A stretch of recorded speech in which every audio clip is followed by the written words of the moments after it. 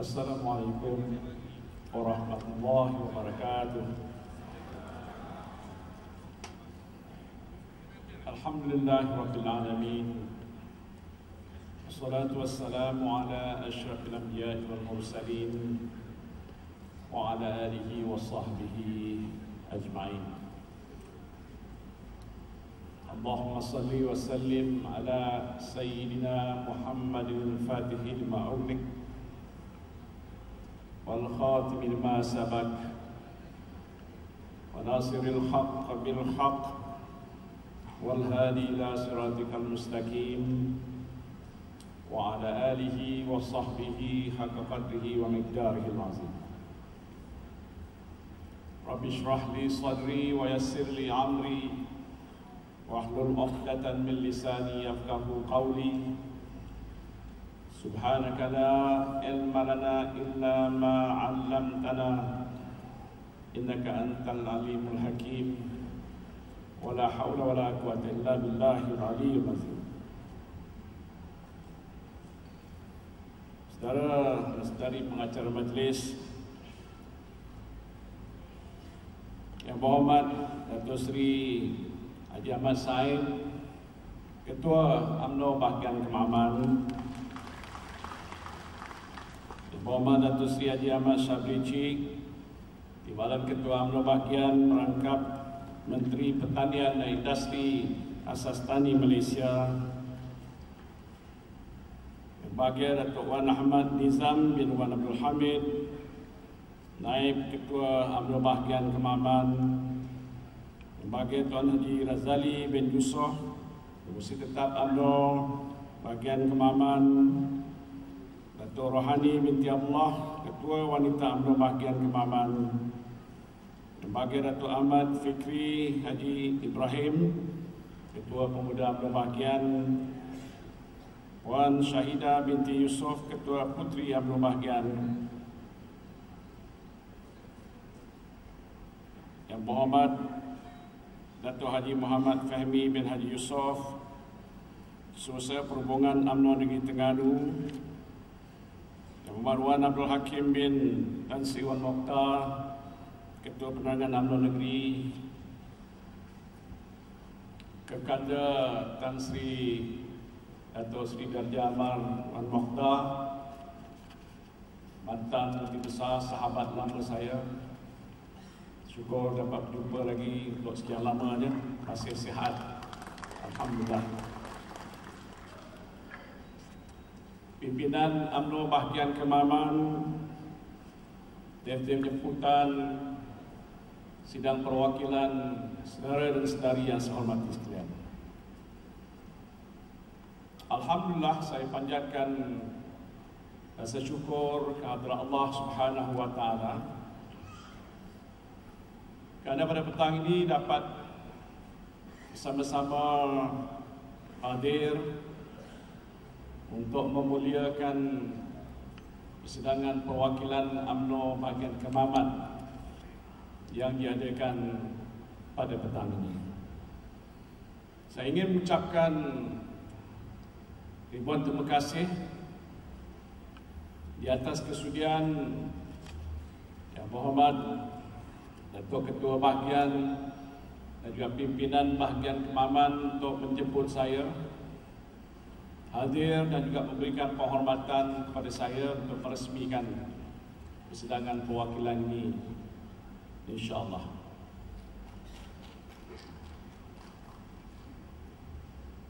Saya selepas tidak berada dalam kerajaan dan bila mana jemputan telah pun dibuat untuk saya hadir ke mesyuarat perwakilan beberapa bahagian, maka sebelum saya mengesahkan kehadiran saya telah pun meminta kepada setiausaha ataupun bekas setiausaha politik saya untuk menyemak semula sama ada bahagian Kemaman ini masih terus mahu menjemput saya ataupun tidak. Dan bila saya berjumpa dengan Datuk Ketua Bahagian. Beliau menyatakan walau apa keadaan sekalipun, Kemaman masih terus mahukan saya hadir untuk meresmikan persidangan perwakilan ini. Jadi saya ucapkan banyak terima kasih, kerana ini bukanlah kali pertama saya hadir ke bahagian Kemaman. Saya tidak tahu sudah ada kelab yang disebutkan oleh Tuan Said tadi, kelab orang-orang yang digugurkan. Tapi saya belum lagi kemukakan borang permohonan untuk menjadi ahli kelab ini. Saudara, saya telah menghadiri beberapa persidangan perwakilan bahagian-bahagian yang telah pun menjemput saya. Terutamanya selepas saya digugurkan daripada jawatan timbalan Perdana Menteri dan juga Menteri Pendidikan yang lalu. Tetapi setiap kali saya hadir ke mesyuarat seperti ini, saya teringat di atas nasihat ramai daripada kawan-kawan saya dan juga keluarga saya yang menyatakan kalau nak berucap itu berhati-hati. Kerana mereka mengatakan bahawa yang ada bagi you ialah hanya jawatan timbalan Presiden UMNO saja. Kuasa tidak ada. Dan oleh sebab itu, saya menyatakan pada mereka kenapa kali ini waktu mana saya nak hadir ke majlis mesyuarat seperti ini, saya diperingatkan begitu. Sedangkan saya sudah menjadi ahli parti memegang jawatan sejak tahun 1972 lagi. Dan si Wan Mokhtar pastinya, Datuk Bakar juga lebih lama daripada saya. Dan ada sejumlah tempoh selama itu, saya telah pun berkhidmat dalam kerajaan hampir 40 tahun. Memegang jawatan di Perbadanan Kemajuan Ekonomi Negeri Johor, dan sebelum itu dengan kerajaan negeri sebagai penolong pegawai daerah. Dan selepas itu, bila saya dipilih untuk bertanding, kemudian dilantik menjadi usaha parlimen, sampailah ke akhir 28 hari bulan yang baru lalu, saya tidak memegang apa-apa jawatan. Maksud saya ialah dalam tempoh selama itu, kalau dikira dari segi jumlah ucapan-ucapan yang telah pun saya buat, yang saya tidak ingat, mungkin ribuan ucapan telah pun saya buat. Dan pastinya ribuan jam telah pun saya ambil. Tidak sepanjang apa ucapan daripada Ketua Bahagian tadi, sekali panjangnya, tetapi ribuan jam. Dan tidak sekali pun dalam mana upacara majlis pun saya diperingatkan berjaga-jaga. Bila you cakap tu, cakap betul-betul sikit. Apalagi di hadapan saya ini ada kamera. Dan dengan tangan tuan-tuan semuanya ada iPhone, Samsung, BlackBerry dan sebagainya. Akan dirakam. Seolah-olah dalam tempoh yang selepas saya tidak memegang jawatan itu, kemungkinan saya akan melakukan kesilapan. Sedangkan dalam tempoh saya sebutkan tadi hampir 40 tahun, saya tidak pernah diheret ke muka pengadilan parti, kepada lembaga disiplin parti ataupun pihak-pihak berkuasa, polis dan sebagainya. Kerana saya adalah orang yang taat setia, yang tidak melanggar aturan parti dan aturan kerajaan. Jadi kenapa saya diperingatkan? Saya cuma nak menceritakan sedikit. Dan sini saya tidak nak meraih simpati, kerana mungkin ramai datang di sini untuk mendengar cerita saya pula selepas mendengar cerita sahih daripada Maulana Datuk Mat Said sebentar tadi. Saya ucapkan tahniah, syabas, berani menjelaskan apa yang disebutkan tadi sebagai hak. Qulil haqqa walau kana murra. Saya selepas digugurkan dalam sedarai Jemaah Menteri baru-baru ini oleh Perdana Menteri. Saya menyatakan bahawa ini sebenarnya adalah takdir yang telah menentukan. Dan saya menerima itu sebagai suatu perkara yang harus kita sebagai orang Islam menerimanya dengan baik. Saya tidak mempersoalkan, lebih lagi dalam konteks kerajaan, Perdana Menteri adalah orang yang dikatakan prerogatif untuk memilih sesiapa saja untuk jadi menteri dalam Jemaah Menteri. Tahniahlah pada Datuk Sabri masih kekal menjadi menteri dan jawatan Menteri Pertanian Negara. Dan sebagai seorang Islam pun saya menerima itu suatu cabaran dengan tenang. Dan sebab itu kalau saudara melihat mula-mula pun selepas saya tidak lagi berada dalam kerajaan, saya telah pun menyatakan agak secara berhemah, tidak dengan ucapan-ucapan yang berapi-api, menjelaskan tentang pendirian saya sendiri, yaitu saya akan terus memikul amanah tugas dan tanggungjawab saya ini sebagai ahli parti, lebih-lebih lagi sebagai timbalan Presiden UMNO dengan sebaik-baiknya, karena itu adalah amanah.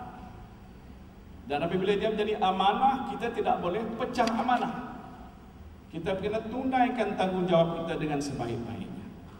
Inilah komitmen saya, dan saya nak ulang di sini juga bahawa saya akan memikul tugas dan tanggungjawab sebagai timbalan Presiden UMNO dengan cara yang sebaik-baiknya. Saya sebutkan tadi bahawa saya sudah berada dalam kerajaan sekian lama. Dan memang saya fikir saya telah pun membuat apa yang saya fikirkan wajar dan perlu untuk memikul amanah dalam beberapa kementerian-kementerian dan juga beberapa jawatan-jawatan yang lain. Maka itu apabila saya tidak lagi disenaraikan, mungkin bagi setengah-setengah pihak ini agak janggal. Malahan bagi setengah-setengah yang lain agak dianggap luar biasa. Tetapi bagaimana yang saya sebutkan tadi, saya meneruskan tugas ini kerana ini adalah kewajipan dan tanggungjawab yang harus saya pikul. Saya nak menyatakan bahawa selama saya berada dalam kerajaan dan memegang beberapa jawatan pun, saya telah pun memikul amanah ini dengan sebaik-baiknya.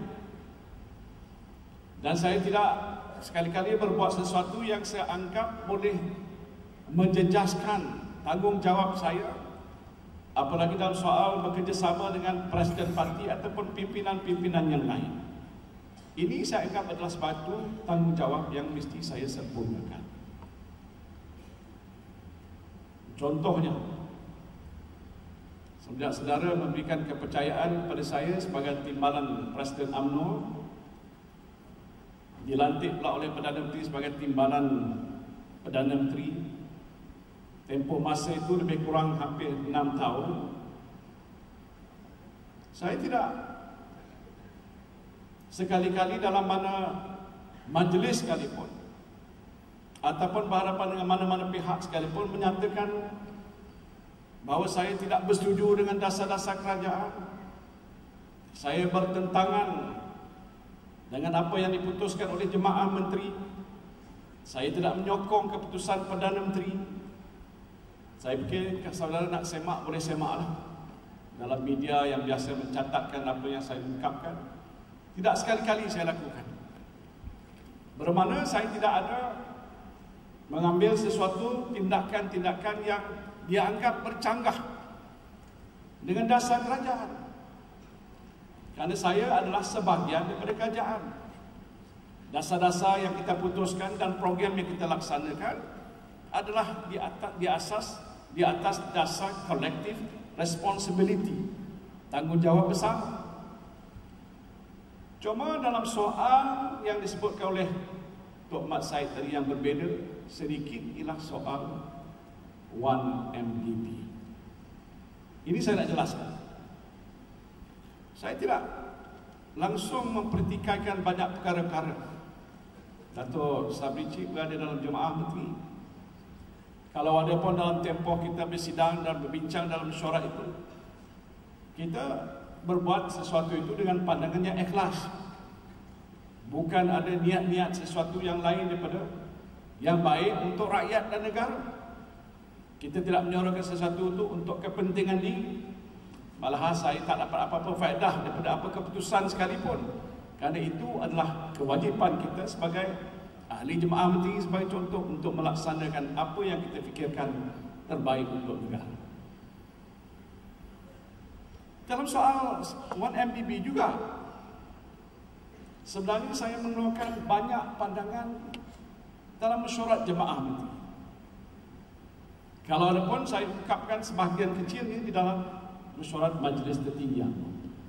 Kalau tidak silap saya, entah sekali dua sahaja, kerana itulah yang dibincangkan. Kalau ada pun saya bincangkan ataupun saya sebutkan seperkara tertentu, ialah dalam majlis seperti ini, seperti persidangan perwakilan UMNO bahagian Ceras yang pertama yang menjemput saya sebelum saya digugurkan daripada jemaah. Ataupun dalam kursus yang diadakan oleh Biro Latihan UMNO Malaysia, iaitu kursus KRIS. Mungkin saudara tahu ada video yang tersebar yang tidak dengan pengetahuan saya tentang ucapan yang saya telah sampaikan dalam majlis latihan Biro Latihan di Janda Baik. Itu telah pun orang kata pergi secara viral. Beberapa kenyataan yang saya lakukan ialah bersama-sama dengan ahli parti dalam kursus yang dibuat secara tertutup. Tetapi hari ini mana yang tertutup? Yang ini kalau dianggap tertutup pun masih terbuka, dilaporkan, dirakamkan, dikeluarkan video dan sebagainya. Jadi apa yang saya nak maksudkan tadi, sebahagian besar daripada apa yang saya berikan pandangan berhubung dengan soal yang kita tahu hari ini ialah suatu masalah yang agak besar, berat, yang sedang dihadapi oleh kerajaan dan parti kita, iaitu isu 1MDB. Kalau dalam majlis ini ada yang tak tahu, cuba angkat tangan. Semua dah faham. Tadi pun bekas MB kita pun dah menceritakannya. Jadi oleh sebab dia sudah sampai ke satu tahap yang agaknya membimbangkan. Saya sebagai ahli parti, apalagi kedudukan saya dalam kerajaan, saya gunakan untuk memberikan pandangan-pandangan saya. Kalau apa yang dicatatkan dalam minit mesyuarat jemaah menteri itu boleh diklasifikasikan untuk dibaca oleh awam, pastinya tidak boleh. Maka pasti ramai akan mengetahui bahawa pandangan-pandangan yang saya buat itu bagi saya agak penting. Mungkin kadang-kadang tak selari dengan Perdana Menteri, kerana beliau ada pandangan macam juga dalam hal-hal lain berbeza-beza. Demikiannya dalam soal isu 1MDB. Malahan dalam beberapa ketika bila saya bincangkan masalah itu, saya menyatakan pandangan yang saya buat ini bukan dengan niat jahat. Dalam bahasa Inggerisnya, without malice. Bukan niat jahat. Tetapi tujuannya ialah dengan ikhlas untuk memberikan pandangan, sama ada dia berbentuk cadangan ataupun teguran. Dan semuanya dirakamkan dengan elok dalam mesyuarat jemaah menteri.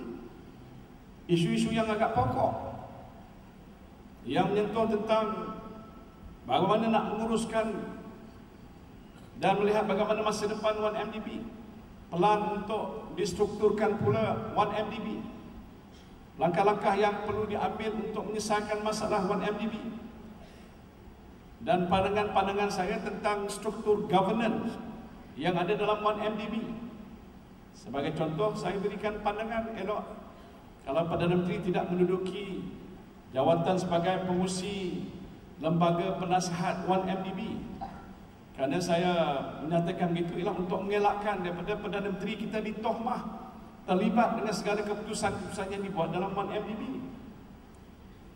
Tetapi itu tidak diterima. Atau cadangan yang saya telah pun buat bukan perkara baru, iaitu tentang ahli-ahli lembaga pengarah 1MDB, yang pastinya adalah mereka yang bertanggungjawab membuat keputusan-keputusan yang ada hubung kait dengan masalah yang kita hadapi pada hari ini dalam 1MDB.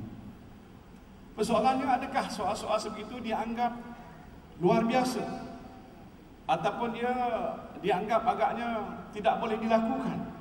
Dan saya mengeluarkan sesuatu pendapat dan pandangan itu sebagai pandangan yang bercanggah dengan peraturan-peraturan undang-undang dan sebagainya. Saya tidak fikirkan begitu.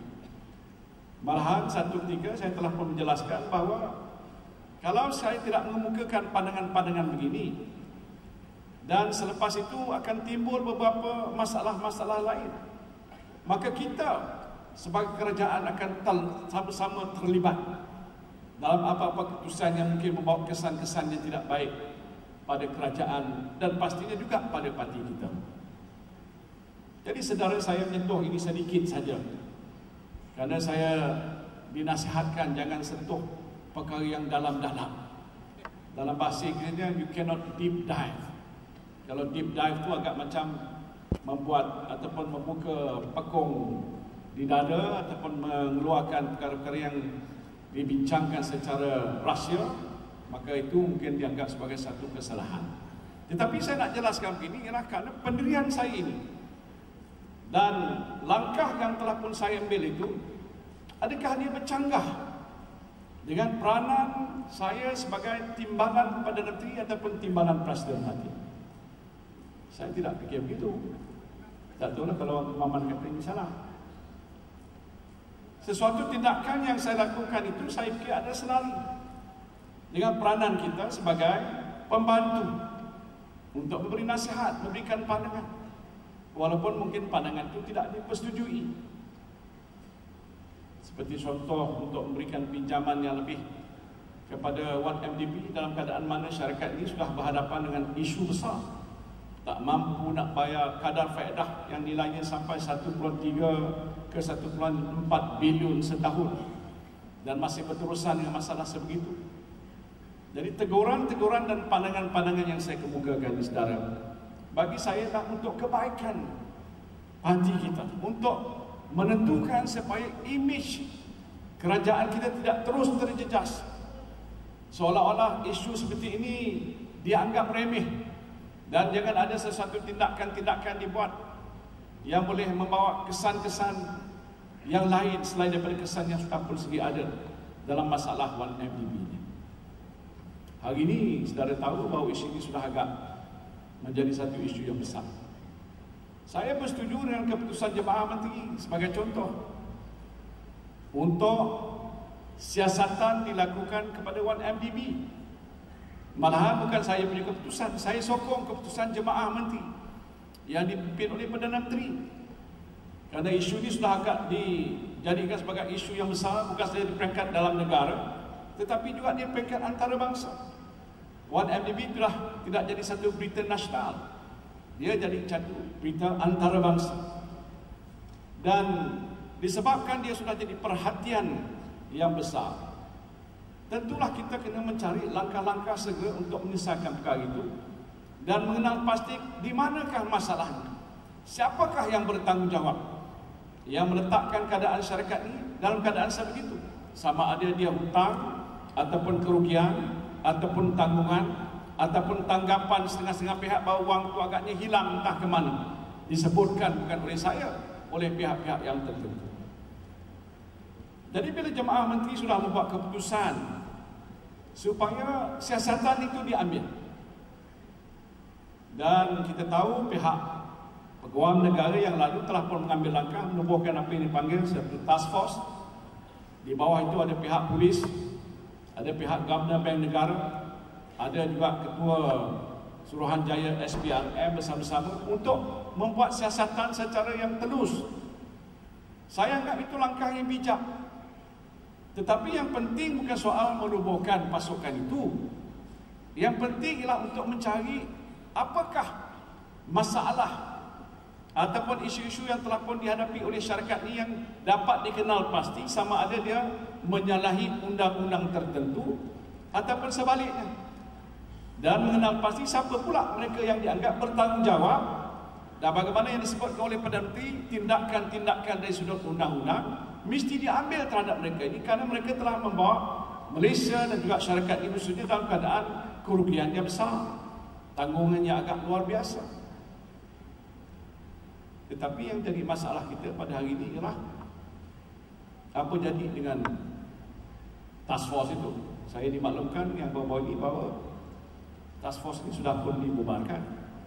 Tapi itu tidak bermakna tindakan-tindakan dari sudut undang-undang yang patut diambil oleh pihak yang bertanggungjawab seperti Bank Negara untuk menyiasat dari sudut perundangan yang berkaitan dengan keuangan, ataupun pihak SPRM kalau ada elemen-elemen rasuah dan sebagainya, ataupun dari pihak polis yang ada kaitan dengan undang-undang jenayah dan sebagainya, maka pihak itu harus bertindak. Yang menjadi persoalan rakyat pada hari ini ialah kenapa apabila langkah-langkah itu sudah pun dilaksanakan, hari ini agak terbengkalai sedikit, dilihat macam tidak dapat diteruskan secara licin dan lancar, dan ada campur tangan yang menyebabkan timbulnya isu dan masalah bagaimana yang kita lihat dan saksikan pada hari ini. Bukan saya saja bercakap, saya fikir ramai rakyat Malaysia bercakap apa dah jadi. Kenapa ada tindakan-tindakan tertentu diambil pada pihak-pihak tertentu yang sedang menyiasat perkara ini, yang tujuannya tidak lainlah untuk kita mengetahui apakah masalah sebenarnya. Tetapi malang bila itu sudah dimulakan, hari ini agak tergendala. Demikian juga dengan keputusan yang telah pun dibuat oleh Jemaah Menteri, mungkin Dato' Sabri Cik lebih tahu daripada saya tentang masalah PAC. Ada suara-suara awal supaya dapat disegerakan apabila 4 orang daripada ahli yang menyiasat di bawah urusan parlimen ini menerima jawatan-jawatan dalam kerajaan dan mereka ini harus diganti. Dan untuk itu mesti diadakan satu sesi parlimen khas.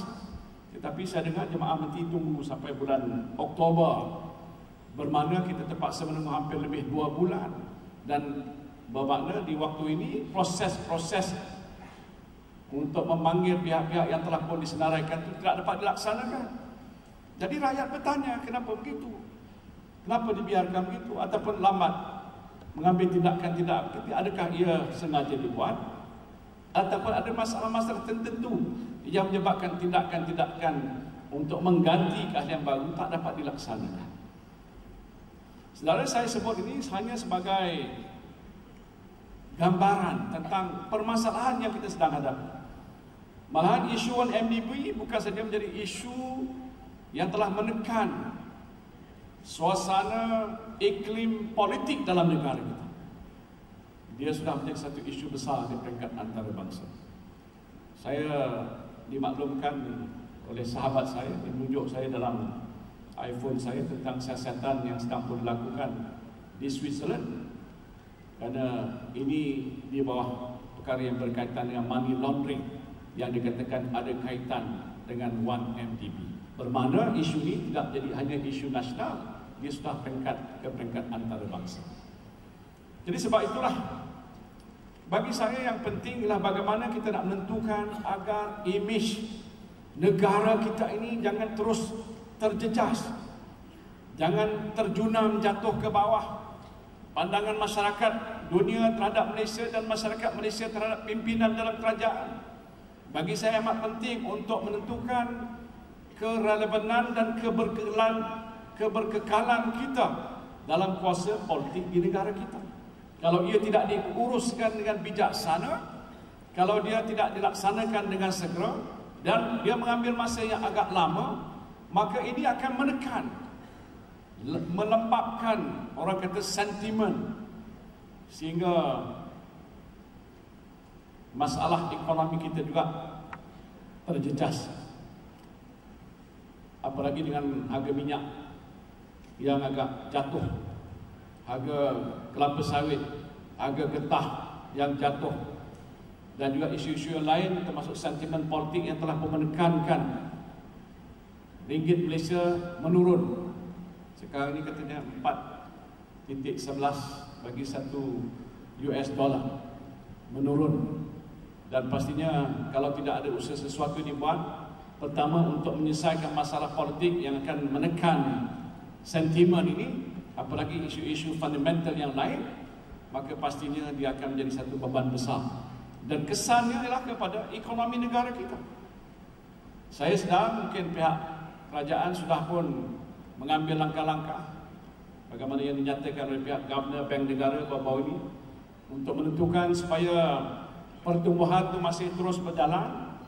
Tetapi dalam keadaan yang sama, kalau isu-isu yang dihubung kaitkan dengan suasana iklim politik, kestabilan politik, itu tidak dapat diatasi dengan segera, malahan dia berlarutan untuk satu jangka yang kita tak tahu bila, ini akan membawa satu kesan yang agak lebih buruk kepada kita. Bukan saja kesan dari segi ekonomi, imej Malaysia, masalah-masalah lain akan timbul yang akhirnya juga akan merugikan Malaysia. Sebab itu, saudara-saudara, sebagai pimpinan politik di dalam UMNO ini ada satu tugas yang besar, beban tanggungjawab yang bukan mudah nak dilaksanakan. Kerana matlamat kita tidak lain dan tidak bukan ialah untuk menentukan bahawa masa depan negara kita akan terus terjamin, masalah orang-orang Melayu dan juga masyarakat Islam akan terus terpelihara, apalagi rakyat Malaysia yang harus kita lindungi bersama akan juga mendapat manfaat daripadanya. Tetapi kalau tidak ada sesuatu tindakan segera diambil, apalagi kalau ahli parti sikap leka, sikap tidak menganggap ini sebagai tanggungjawab bersama, ini soal pemimpin, biarlah pemimpin selesaikan. Dan kalau itu tidak dapat diselesaikan, saya rasa bimbang kalau sentimen rakyat kepada pimpinan dan juga kerajaan Barisan Nasional akan menurun, imej parti kita terjejas, keadaan masa depan kita tidak terjamin, dan kalau sampai waktu pilihan raya kita tak dapat mempertahankan kuasa kita. Sebab itu saya katakan saya tidak akan berhenti daripada bercakap. Yang ada pada saya ini hanya mulut. Hadis Rasulullah SAW mengatakan, apabila kamu melihat sesuatu kemungkaran itu berlaku di hadapan kamu, maka hendaklah kamu melakukan sesuatu perubahan dengan tangan kamu, biyadihi, dengan kuasa yang ada bagi kamu. Fa illam yastati bi lisanihi, kalau tak boleh, tak mampu dengan lisannya, dengan kuasa suaranya, dengan pandangannya, dengan cadangan-cadangan yang boleh dikemukakan. Dan kalau itu juga tak boleh dilaksanakan, hanya dengan biqalbihi, dengan hatinya. Dan ini Rasulullah kata ini adalah suatu iman yang lemah, wahya adhaful iman. Jadi apa yang saya nak sebutkan sini ya, bahawa kita harus bersuara dan memberikan pandangan dengan berani. Kalau isu dan permasalahan kita ini agak berlarutan dan dilihat sebagai tidak sesuatu yang agak serius untuk menyelesaikan masalah, lebih-lebih lagi bila isu 2.6 bilion itu timbul, dia telah pun membuat satu persepsi baru. Saya tak nak sentuh soal apa yang biasa dibincangkan sama ada perkara ini derma, boleh tak boleh, itu soal pihak berkuasa menentukan. Tetapi dari soal imej negara, dia menjadi persoalan. Pasal perkara ini agak luar biasa. Mungkin tadi Mat Syed kata, ada setengah-setengah pihak pemimpin kita kata ini bukan luar biasa, ini biasa. Perdana Menteri dalam satu ucapan, saya tak tahu di mana itu, mengatakan waktu beliau menjadi timbalan Presiden Parti, beliau tak pernah persoalkan soal ini terhadap mana-mana Presiden waktu itu. Saya mungkin fikir Tan Sri Tun Abdullah, dia tak pernah tanya. Jadi saya tak tahu sama maksud beliau itu ialah bahawa saya yang bertanya. Kerana saya jadi timbalan Presiden bertanya. Saya nak beritahu di sini, saya tidak pernah bertanya dia. Kerana saya tahu ini adalah hak Presiden. Beliau bertanggungjawab. Bila masa saya bertanya soal itu? Bila isu 2.6 bilion ini dikeluarkan oleh Wall Street Journal. Ini satu media antarabangsa di US yang telah pun mengeluarkan berita itu. Dan bila berita itu terkeluar, kita agak gempar. Saya juga terperanjat dan saya menghantar teks pada Perdana Menteri dan mengatakan bahawa ini tuduhan yang berat. Dan di situ itu Perdana Menteri harus memberikan penjelasan supaya tidak ada pihak-pihak yang membuat andaian dan tomahan bahawa perkara ini dilakukan oleh beliau. Beliau jawab pada teks saya, terima kasih, dan memang pun beliau akan memberikan penjelasan dan meminta supaya pihak peguam negara waktu itu memberikan penjelasan ataupun to clear the air. Ini yang beliau sebutkan pada saya. Jadi saya tak pernah bertanya, kecuali bila sudah timbul cerita itu, dan beliau juga memanggil saya satu peringkat bersama dengan Seduk Sagung, Bendahari Agung, kami bertiga saya ke pejabat beliau sebelum satu hari jemaah menteri mengadakan mesyuarat dan menjelaskan bahawa memang benar itu pengakuan, dan hari ini saya nak sebutkan bukanlah satu perkara yang luar biasa kerana hal ini sudah pun dinyatakan secara terbuka dalam media pun bahawa ini itu pengakuan yang telah pun disebutkan, bukan datang daripada 1MDB. Ia adalah sumber-sumber pemberian sahabat-sahabat daripada Timur Tengah dan sebagainya. Saya tidak mahu nak mempersoalkan perkara itu, tetapi perkara ini kalau tidak ada penjelasan yang tepat dan betul, maka timbul tanggapan-tanggapan yang agak negatif. Kerana agaknya ia luar biasa, perkara yang besar. Apalagi ada pihak yang bertanya dengan saya, betulkah begitu Tasdik? Saya kata saya tidak tahu. Walaupun saya menjadi timbalan Presiden Parti, dalam keadaan biasa timbalan Presiden terlibat bersama-sama kadang kami ini menguruskan urusan-urusan parti. Tetapi saya nak jelaskan, saya tidak terlibat langsung dalam soal ini. Saya tidak mengetahui langsung soal itu, sehinggalah Wall Street Journal mengeluarkan berita itu dan saya dipanggil baru-baru ini oleh Presiden Parti sebelum saya digugurkan, menjelaskan keadaan apa yang beliau akan katakan sebagai pemberian daripada pihak asing terhadap beliau, dan ini dikatakan untuk tujuan politik dan sebagainya. Ada orang tanya dengan saya, dia kata akaun ni dah tutup tahun 2013. Apabila ada kenyataan daripada Peguam Negara menyatakan ada 7 akaun yang terpaksa dibekukan dalam proses siasatan yang sedang berjalan, selepas sehari itu Peguam Negara waktu itu mengeluarkan kenyataan bahawa ini tidak melibatkan akaun persediaan Perdana Menteri. Akaun itu telah pun lama ditutup dan ikut maklumannya ialah pada tahun 2013 selepas pilihan raya. Ada orang tanya dengan saya, berapa banyak duit yang terima? Saya kata itu yang kita tahu. Berapa banyak wang yang belanja untuk pilihan raya? Wallahu a'lam. Tapi saya boleh beritahu di luar, bukan di sini. Saya tahu ceritanya. Jadi kalau begitu mereka tanya, apakah ada berbaki dalam akaun itu waktu dia ditutup? Pasal jumlah itu besar. Saya kata saya tidak tahu. Kalau jumlah besar, pastinya ada berbaki. Kalau ada berbaki, ke manakah pergi wang itu? Wallahu a'lam. Saya tak dapat jawab. Saya fikir mungkin dalam majlis tinggi Presiden Parti boleh menjelaskan pada ahli. Jadi saudara-saudara sekalian, hal-hal sebeginilah, apalagi dengan isu-isu lain yang kita tahu sudah pun kita hadapi agak untuk sekian lama, telah pun meletakkan keadaan imej parti kita agak tercalar kerana beberapa isu-isu besar yang belum dapat kita tangani dengan baik. Saya sebutkan tadi, kebimbangan saya ialah kalau tak dapat kita selesai dengan keadaan yang baik dalam satu tempoh yang tidak terlalu lama dan panjang, maka kesannya ialah kita sebagai parti harus menanggung, kerana rakyat akan mempersoalkan banyak perkara-perkara yang saya fikir sukar untuk kita jawab. Saya dah jadi orang biasa sekali, walaupun berjawatan turun ke bawah, jumpa ramai orang. Sekarang ni agak lebih popular sikit daripada timbalan Perdana Menteri dulu.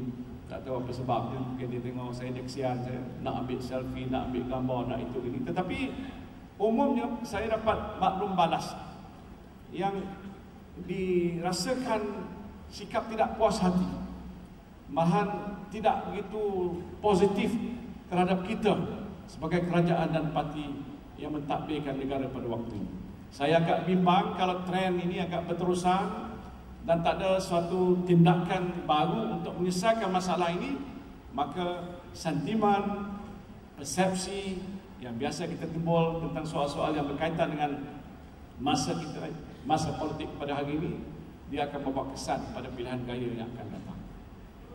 Saya tidak mahu nak menjelaskan panjang lebar kerana tadi pun telah Datuk Mat Syed menjelaskan apa-apa isu saya menunjuk baik tentang penjelasan. Saya pun buat pertama kali dengar beliau, walaupun bahasa lawat dengan susah saya nak faham sikit. Tapi itu menunjukkan bahawa beliau mempunyai satu perasaan, iaitu kesetiaan kepada parti yang dalam keadaan mana pun terus kekal dipertahankan. Dia tak berganjak. Bila beliau tidak dipilih sebagai Menteri Besar, saya tahu cerita itu kerana saya hadir bersama dengan Perdana Menteri, duduk sebelah beliau itu. Kebimbangan waktu itu, kalau Mak Said ini agak meninggalkan UMNO. Apa jadinya kerajaan BN di Terengganu pada waktu itu. Tadi pun beliau dah sebutkan. Tapi nampaknya beliau lebih mengutamakan parti dan mempertahankan kedudukan kerajaan. Bermakna itulah sikap Datuk Mat Said, kesetiaan yang tidak berbelah bagi. Saya ucapkan tahniah dan juga terima kasih di atas sikap beliau itu, dan kita berharap khususnya bukan saja di Kemaman tapi di Terengganu keadaannya akan menjadi lebih kukuh. Walaupun saya mengikuti perkembangan agak di Terengganu, di mutakhir ini ada beberapa isu dan masalah di peringkat negeri. Kita harap pimpinan di peringkat negeri akan mengambil sesuatu langkah yang bijaksana untuk menguruskan negeri supaya tidak menimbulkan masalah, kurang kepercayaan, kurang keyakinan, defisit kepercayaan ataupun trust defisit. Ini agak melanda kita di mana-mana, tetapi khususnya untuk Terengganu sebagai sebuah negeri yang kaya raya, banyak khazanah yang boleh kita gunakan untuk membangunkan Terengganu ini tidak akan terjejas dengan sebab pentadbiran negeri yang agak tidak begitu tersusun ataupun masalah hubungan antara pimpinan negeri yang kurang baik dan sebagainya. Saya faham kenyataan saya ini boleh dipertikaikan, tetapi saya bercakap dengan ikhlas supaya dengan cara begini kita dapat memperkukuhkan semula barisan kita, khususnya di Terengganu, untuk menentukan masa depan Terengganu terus terjamin di bawah barisan nasional khususnya UMNO. Itu amat penting bagi kita, dan kita mahu supaya semua bekerjasama, bekerja rapat, berkorban dan ikhlas dalam perjuangan supaya mudah-mudahan kita akan terus selamat masa-masa yang akan datang, insya-Allah. Saya ingin mengucapkan terima kasih kepada pimpinan bahagian jemput saya pada petang ini. Tahniah pada saudara telah dapat mengadakan persidangan perwakilan. Saya percaya inilah platform yang terbaik untuk membincangkan apa-apa isu dan masalah yang kita hadapi secara ikhlas dan secara dengan hati yang terbuka supaya kita dapat mencari suatu keputusan yang baik untuk parti kita, bangsa kita dan negara kita, insya-Allah. Maka dengan itu, dengan nama Allah yang Maha Pemurah lagi yang Maha Pengasihani, saya dengan sukacitanya resmikan persidangan perwakilan UMNO bahagian Kemaman. Wabillahi taufiq wal hidayah. Assalamualaikum warahmatullahi wabarakatuh.